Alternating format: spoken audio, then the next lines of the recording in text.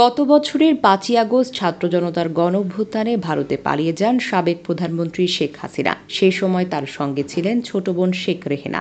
এরপর থেকে তার অবস্থান আর জানাই যায়নি। এ সময়ের মধ্যে পরিবারের কোনো সদস্যদের সঙ্গে দেখা হওয়ার কথাও শোনা যায়নি।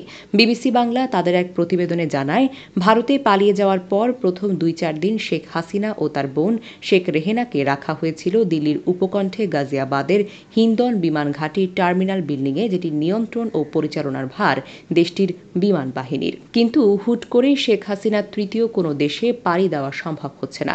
এটা স্পষ্ট হয়ে ওঠার পর ভারত সরকার তাকে হিন্দন থেকে সরিয়ে আনে দিল্লির কোনো এক গোপন ঠিকানায়।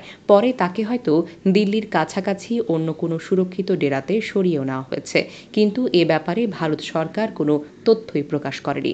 ভারতের স্বরাষ্ট্র মন্ত্রণালয়ের এক শীর্ষ কর্মকর্তা, যিনি শেখ হাসিনা ভারতে আসার পর থেকেই তার প্রতিটি পদক্ষেপের ব্যাপারে অবগত, তিনি বিবিসি বাংলার সংবাদদাতাকে জানিয়েছেন, শেখ হাসিনাকে এক জায়গা থেকে আরেক জায়গায় নিয়ে যাওয়া কিংবা তার সঙ্গে অন্যদের দেখা করানোর ব্যবস্থা, এটাও যতটা সম্ভব এড়ানোর চেষ্টা করা হচ্ছে। তবে শেখ হাসিনার মুভমেন্টস বা ভিজিট যে পুরোপুরি বন্ধ নয়, তার কথাই সেই ইঙ্গিত ছিল।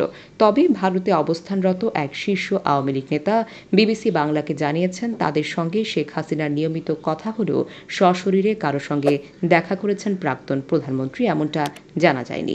এখন যখন তার পুত্র ভারতে রয়েছেন, তার সঙ্গে শীর্ষ নেতৃত্বদের এখনও দেখা হয়নি বলেই জানা যাচ্ছে।